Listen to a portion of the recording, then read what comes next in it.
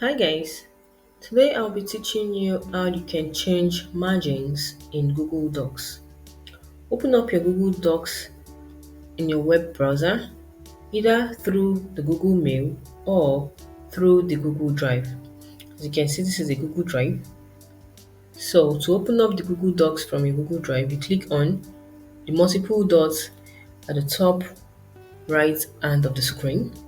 You scroll through and you click on your Google Docs. Once it's opened, open up the document you want to change the margin for. At the top left of the screen, you click on File. A drop-down menu will appear. You locate and click on Page Setup. In the Page Setup dialog box, you will see settings for margins.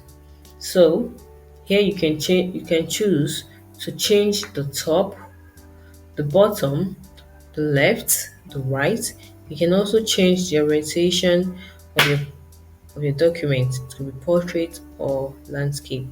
You can change the paper size and the paper color.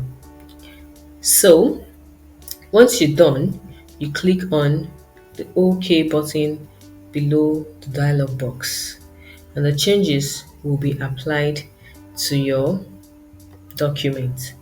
Thanks for watching guys. Please like and subscribe to the channel for more videos. Bye.